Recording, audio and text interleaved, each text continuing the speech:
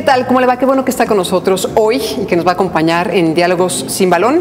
Soy Rosa María de Castro, me invitó Roberto Gómez Junco y la invitación es a que se quede con nosotros.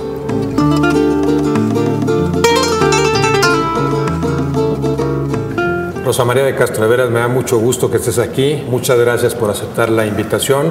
No sé si más o menos tengas una idea de cuál es la intención de este programa, de los Diálogos sin Balón. Hablar del fútbol, pero no del fútbol que se produce en la cancha, ¿no? Sino de todo lo que esto genera, del fútbol como fenómeno social. Menos mal, porque yo de fútbol no sé nada. Ah, aunque no sepas, sí. Padrísimo. Personalidades como tú que han destacado en otros ámbitos, ¿cómo perciben esto del fútbol, esto del fenómeno social llamado fútbol? O sea, ¿por qué provoca todo lo que provoca? No eres muy futbolera, dices. Nada futbolera. Es más, no sé nada de fútbol. No entendía, por ejemplo, el fenómeno, que no sé si existe o no todavía, el asunto de la venta de piernas, que se hacía en Acapulco.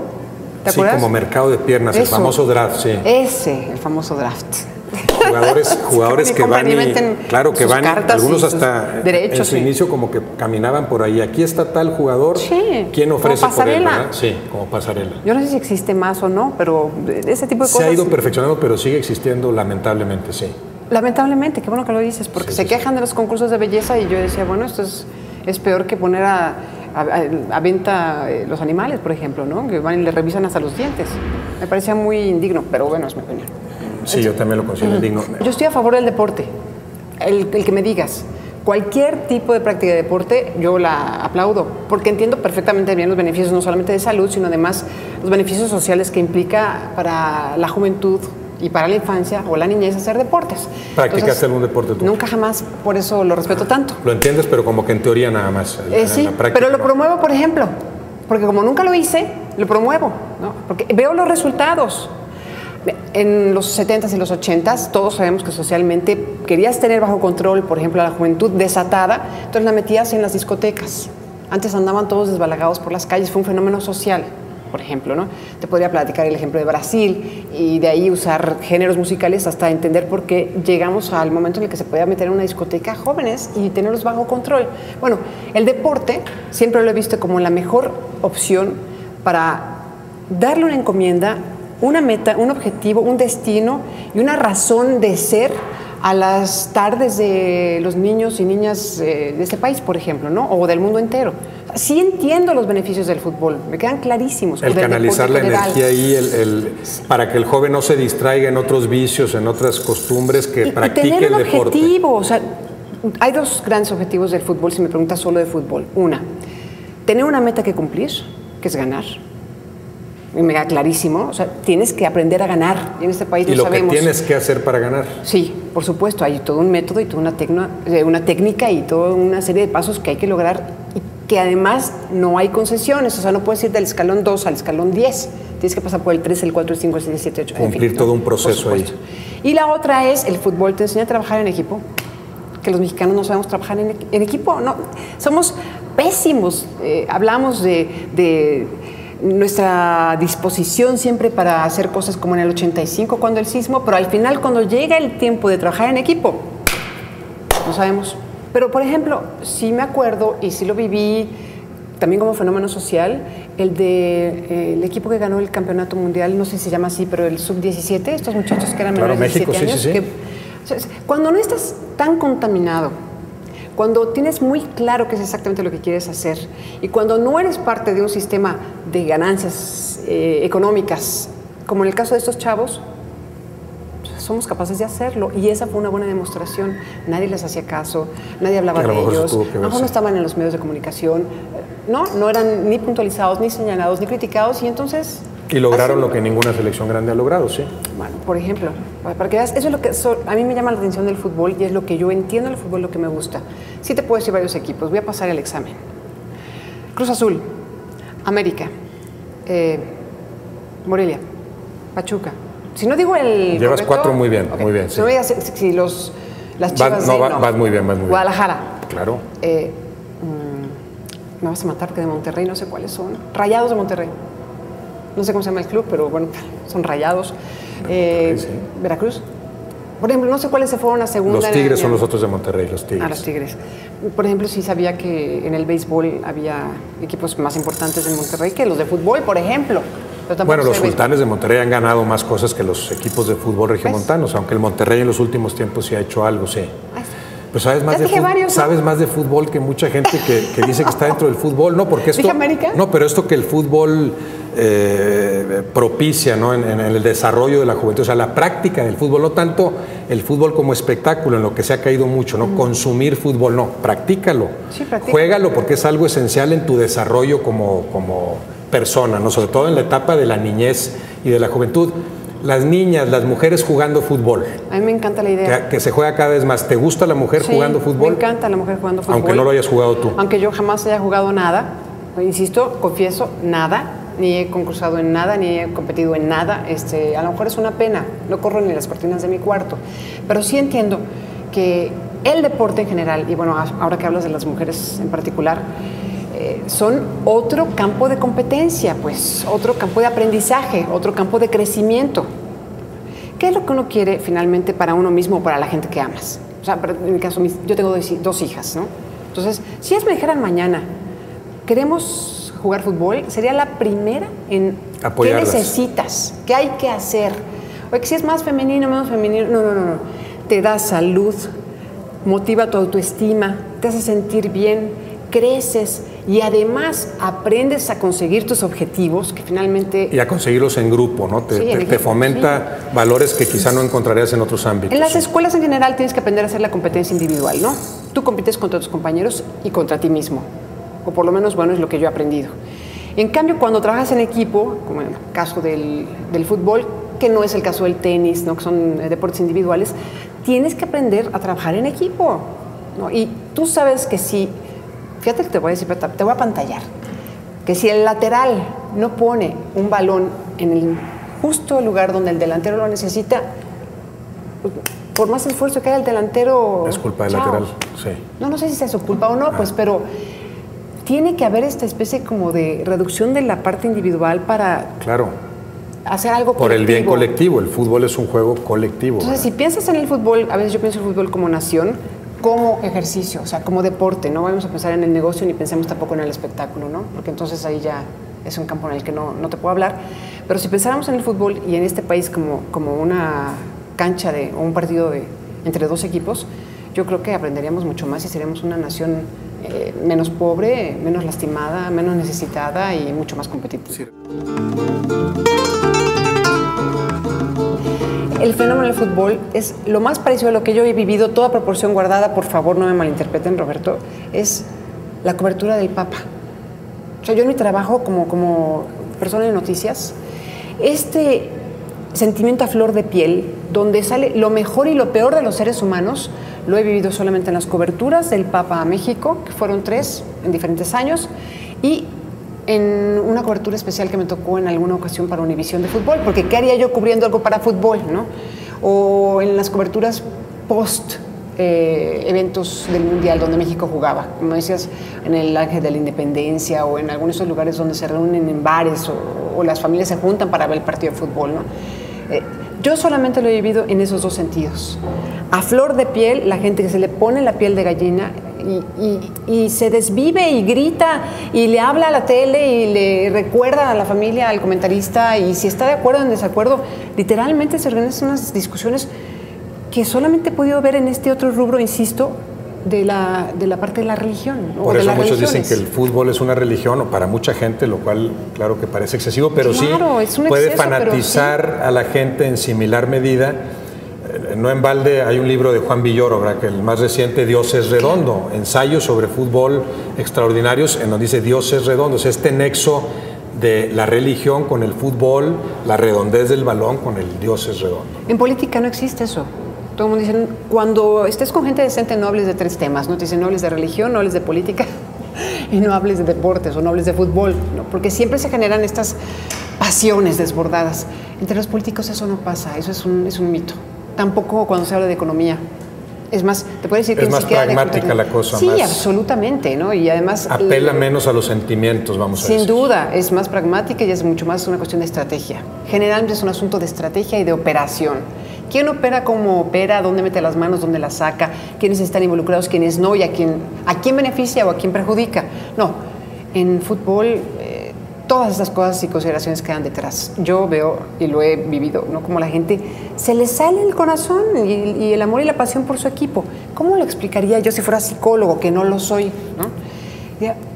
Y a veces me da un poco de ternura y un poco de tristeza, y lo tengo que decir. A lo mejor la gente se va a enojar cuando lo vea, pero de repente ya no tenemos nada en qué creer. O sea, se nos han ido cayendo todos aquellos o todas aquellas estructuras en las que confiábamos y en las que creíamos, como la familia o las instituciones o grupos, por ejemplo, a los que pertenecía la gente, ¿no? Clubes, incluso, por ejemplo, hasta grupos religiosos. Y de pronto ya nada más te queda el fútbol. El fútbol. Me aferro al fútbol. Porque es lo único que tengo y además no me cuesta. No me cuesta prender la televisión y ver un partido de fútbol de mi jugador favorito, de mi equipo favorito, que me va a hacer el domingo feliz. Porque mañana cuando me levante voy a ir en un transporte que no quiero, voy a hacer 4 horas a donde tengo que llegar, con un jefe que no me cae bien, que no soporto, un trabajo que no me gusta, que está mal pagado, que más me paga mal y que no me alcanza, y en la noche voy a llegar a mi casa, hombre o mujer, me voy a encontrar con una familia que no me respeta, que no me agradece, que no me reconoce, que no me esto, que no me lo otro, que no me... Entonces, lo único que tengo es a mi jugador favorito haciendo un gol para mí en la tele, en el equipo que quiero, en el fútbol. Me parece triste. Y eso no hace también, eso no hace que el fútbol sea explotado a veces para claro conseguir que la gente se distraiga y no atienda esos otros problemas o no reclame por esas otras carencias, esas otras injusticias. Estoy segura que si pudieran inventar 4 torneos o 5 torneos cada año o 10 torneos cada año, los inventarían para poder tener a la gente, si no en discotecas en su momento, bueno, pues ahora viendo televisión felizmente transmitiendo fútbol. Claro, por supuesto que sí. Entonces a mí me parece lamentable, y ya no te insisto, no quiero meterme al negocio del fútbol porque ni lo conozco bien, pero me parece muy triste, y más allá de las televisoras o más allá de los patrocinadores, mucho más allá de eso, que se haya desmoronado al punto de convertirse única y exclusivamente en una excusa para tener control social cuando debería ser respetado como deporte. Está bien, una excusa, pero también un negocio, lo que tú mencionas, nexo de los medios con el fútbol. Tú sí ves muy claro ahí el beneficio de los medios por el fútbol. Hay que futbolizar a la gente para que consuma más. Claro, claro. Entonces va a ser una pena tener gente como yo que... Lo último, vamos, no vi un solo partido de México en el Mundial. Ni me interesa ver un partido de México en el Mundial. Vamos, ningún partido de ningún equipo de ningún país en el Mundial. ¿No sientes que ahí está jugando el país? Hombre, ganó México. Claro que México. No. Es un equipo de fútbol. ¿Sabes dónde se está jugando el país? En las fábricas. Se está jugando el país en el comercio informal. Se está jugando el país en la poca generación de empleos. Se está jugando el país en donde tú trabajas o donde yo trabajo, donde trabaja la gente que nos está viendo, o en el empleado que ayer tenía algo que hacer y ya no lo tiene, en el taxista que tiene que salir a ruletear, o el tipo del microbús que, bien o mal, pero finalmente está haciendo una chamba. Allí se juega el país, no se juega en una cancha de fútbol, por amor de Dios, ¿no? Ahora te voy a decir una cuestión que me gustaría... Y que siempre he tenido la ilusión, y ahora tú me estás dando la oportunidad de hacerlo, la ilusión de poner sobre la mesa en cuanto a deporte se trata, pero en fútbol muy en particular. En Estados Unidos, que tú conoces el fenómeno también, esto se repite pero con el fútbol americano. ¿Estarías de acuerdo que es también un gran negocio donde las televisoras ganan una gran cantidad de dinero, donde se generan las figuras, los líderes de opinión para la juventud o para la infancia en los Estados Unidos con los jugadores de fútbol americano? Que eso de entrada descarta a las mujeres, pero bueno, vamos a suponer que hasta las mujeres son fanáticas o podrían ser fans de esos equipos. ¿Por qué nunca han pensado, por ejemplo, en los jugadores de fútbol o en los equipos para hacer trabajo social? En Estados Unidos ya lo hacen. Asociaciones de beneficencia, fundaciones, grupos con capacidad económica que van con los equipos de deportes en general, sobre todo los más famosos o los que más impacto tienen. Oye, ayúdanos, por favor, vamos a anunciar una campaña de vacunación, una campaña de alfabetización, una campaña de... recientemente acabo de asistir a una donde le van a regalar a los niños anteojos para poder ver, porque dejan la escuela porque no ven, o dejan la escuela porque no oyen, entonces implantes, ¿no?, para poder escuchar. ¿Por qué no recurrir y que no te cobren $300,000 por 30 segundos por decir, oye, vamos a ayudarle a este pobre México tan necesitado, ¿no? ¿Por qué no se ha pensado en eso? Nada más es una cuestión de negocio. Bueno, que ganen todos, hasta los que no pueden entrar al negocio. Tú como informadora, destacadísima en los medios. Gracias. ¿Ves algún nexo, por ejemplo, con el trabajo del periodista de fútbol, con el futbolista en sí? ¿Verías alguna relación ahí entre lo que tú hacías? ¿Qué diferencias veías? ¿Qué reglas tienes que respetar como informador? ¿A cuáles reglas te atienes? ¿A cuáles otras reglas se atiene el comentarista de fútbol, por ejemplo? Ahí tú me vas a decir o me vas a enseñar más de lo que realmente sé, por ejemplo, en el caso del comentarista y el periodista o el reportero de deportes. Las reglas del periodismo generalmente son las mismas, ¿no? Tienes que ser objetivo o tienes que procurar ser objetivo, lo cual yo creo que especialmente en deportes es muy difícil de hacer. Pero bueno, buscar los datos duros, y para mí, a lo largo de estos 20 años, dedicarme a la información, lo más importante ha sido verificar que lo que veo o lo que me dicen o lo que escucho sea cierto.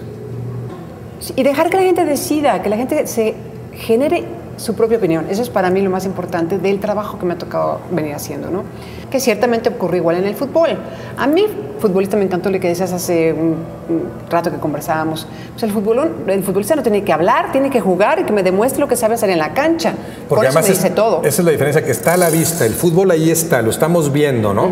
A veces digo, ¿por qué me quieres vender una cosa distinta de la que estoy viendo? Ahí está. El futbolista se exhibe por sí mismo o lo exhibe el adversario, ¿no? En ese sentido es más, es menos subjetivo que en otros ámbitos, ¿no? O sea, está más a la vista, ¿no? El producto llamado fútbol. Sí. Don't tell me, show me, dirían los ingleses o los norteamericanos, ¿no? No me lo digas, enséñame, ¿no? Yo creo que de alguna manera tiene que ocurrir igual en el trabajo periodístico. Entonces, periodista de deportes tiene que enseñarme las cosas, contarme lo que pasó y decirme por qué ocurrió. Y me pone el especialista para que el especialista me explique. Entonces, y creo que los narradores de partidos, por ejemplo, no son necesariamente la gente que va como reportero a la calle y busca información. Es gente que sabe mucho de fútbol y califica todo el tiempo y descalifica. Y eso es lo que se espera que hagan, ¿sí o no? ¿No? O sea, tú narras un partido y vas sí, que está el narrador, el narrador sería el que te describe lo que está pasando más o menos. Ajá. Y después está el analista que ya te trata de explicarte por qué sucede lo que está sucediendo. O conoce al jugador. A veces se crean esas confusiones, ¿no? Y entonces el narrador a lo mejor quiere opinar, el analista a lo mejor termina informando, el analista a veces no dice lo que está pasando, sino lo que le gustaría que pasara. Correcto. Se pone a calificar el trabajo del técnico, lo que tendría validez siempre y cuando me sirva a mí como televidente, como espectador, para entender por qué está pasando lo que está pasando en la cancha y cómo podría modificarse. Sí, porque después acaba pasándole a los comentaristas de fútbol en general, que son como los economistas, con aquel viejo chiste, ¿no? Que dice, el economista se pasa todo un año diciéndote qué va a pasar el año que entra en economía y el siguiente explicándote por qué no ocurrió. Sí. Ese es un poco lo que a veces siento que le pasa a los que se dedican muy específicamente al asunto del fútbol. Y al futbolista, bueno, pues es el que tiene que enseñar con las piernas lo que sabe hacer. Entonces, y esa fue su oportunidad. Lo que no hizo en ese tiempo, ya no lo hizo. Eso nos pasa a los informadores. Lo que tú no hiciste en tu trabajo de investigación cuando lo escribes o cuando lo pones en radio o cuando lo pones en tele, ya no pasó. Tu noticiero se acaba a las 3 o a las 4 o a las 5 o a las 10 o la hora que sea, y ya no tuviste oportunidad. Lo que hiciste, lo que dijiste, ahí está. Lo que no, sorry, al día siguiente, pues mejóralo, ¿no? Esa es un poco la única empatía que yo encontré con el jugador. La competencia que se da de un futbolista con el adversario, entre informadores, la competencia por conseguir la noticia, la primicia, darle el seguimiento adecuado, tener la información más completa. Hay una competencia que no tiene por qué ser rivalidad, es como en el fútbol, este de enfrente es mi adversario, no, aquí sí hay competencia. Compito con él, pero no es mi rival, no es mi enemigo, vamos a decir. No, aquí sí hay rivalidad, ¿cómo no? Sí hay rivalidad. Claro, y hay una regla... A veces dentro del mismo medio. Sí, claro, y hay una regla muy clara que todos conocemos o pocos se atreven a decirla, pero yo te la voy a decir y es así como estas reglas no escritas. Tú como informador tienes que tener la noticia primero. Bueno, de entrada debe ser el único que la tenga de preferencia. Es regla número 1. Pero si no, primero. Primero. Si no fuiste el primero que la pudo tener y no fuiste el único que la puedes tener, entonces tienes que tener la mejor. La mejor, claro, más completa. Sí, claro. Porque como que se da en los medios también a veces eso. Esa ya no la tuve yo como primicia, no fui yo el que la lanzó, ya no le doy seguimiento. Ahora tengo que mejorarla. Cuando sigue siendo una noticia, claro, es algo de interés para el público, cuando lo es, ¿no? Entonces tienes que ver con qué aderezas, qué investigas, qué le puedes dar a nuestro cliente, que en el caso del fútbol sería todo el estadio, o el que está viendo la televisión el partido, a nosotros igualmente, ¿no? El que está escuchando el noticiero, o viendo el noticiero, o buscando decisiones para poder tener una vida mejor o lograr un mayor nivel de bienestar en su pequeña o gran vida, ¿no? Tienes que darle los elementos suficientes para que sepa exactamente qué hacer con eso que les estás dando. Jorge Valdano, en un libro, Sueños de Fútbol, hace 20 años, escribió que el fútbol era una microsociedad imperfecta porque no incluía a las mujeres. Después él ha ido reconociendo que cada vez las incluye más. ¿Tú ves a la mujer cada vez más incluida en el fútbol? Tanto para jugarlo como espectadora, para compartirlo con el hombre. ¿Sí ves a la mujer cada vez más incluida en el fútbol como la verías en los medios? Quizá todavía no con el grado de oportunidades que debería tener al mismo nivel que el hombre. La comunicadora, la informadora, ¿tiene el mismo acceso en el trabajo que realiza? ¿Tiene las mismas oportunidades, las mismas libertades? Te voy a decir lo que pienso y no les va a gustar, pero no me importa. No veo las mismas oportunidades, no veo la inclusión de las mujeres ni en el espectáculo, ni en el entrenamiento, ni en el deporte, ni en el negocio, ni en los comentaristas, ni en los narradores, ni en los reporteros. Es falso, absolutamente falso. Dentro y fuera del fútbol. Dentro y fuera del fútbol que hay una propensión real a la equidad de género. Es falsísimo. ¿Sabes? Nada más porque buscan al género femenino, para decir, pues, a nosotras las mujeres, porque consumimos. Es la única razón por la que quieren incluir al mercado femenino que no lo tienen. Sí. Entonces vamos a buscar a las viudas del fútbol y vamos a darles a las viudas del fútbol algo que las reconcilie con el evento. Y mira que yo no soy viuda del fútbol, gracias a Dios. Ni me gusta, ni me interesa, ni nada, pues, pero sí me pongo a pensar en muchas mujeres que conozco que no cuentan con pareja muchos días, ¿no? Y muchos fines de semana y para muchas cosas. Entonces... Es real, sí. Y en lugar de realmente incluir a las mujeres, dices, ve y entrevista a esta que es viuda del fútbol porque ya me está sirviendo como material o como consumidora. O porque le quiero vender cosas, porque tengo a estos 4 o 5 patrocinadores que saben que su principal consumidor son las mujeres. Entonces hay que inventar algo para que podamos incluir a las mujeres como mercado potencial o como mercado real. Pero sí ves que las mujeres juegan cada vez más fútbol, por ejemplo. Si hay una diferencia ahí. Tenía la esperanza con Marigol. Por eso le seguí la pista. Me dice, yo no sé de fútbol y te lo confieso de nueva cuenta, no sé nada de fútbol. Pero le seguí la pista a esta mujer porque dije, ¿será que por primera vez, de verdad en este país, no sé en los demás, pero en este país van a incluir el trabajo futbolístico de una mujer, que creo que además es de gran calidad, ¿no? En las expectativas y en el mundo machista del fútbol nacional? Y pues ya viste que no. No es que yo quisiera que jugara con hombres, no. Es que tenían que darle el lugar que se merecía y nunca se lo dieron. Bueno, pero sí ves el fútbol como un mundo más machista. Claro, es absolutamente. Que el mundo de las noticias, que sí es machista, pero en la misma medida dirías tú. No, en el mundo, yo reconozco que en el mundo de las noticias hay mayor derecho a oportunidad. No hay equidad. Todavía no es el ideal. No, claro que no. Ay, no estaremos aquí conversando. Pero sí hay por lo menos mayor oportunidad, sí la hay, sin duda. Rosa María, muchas gracias de veras. Muchas gracias. Gracias, Roberto.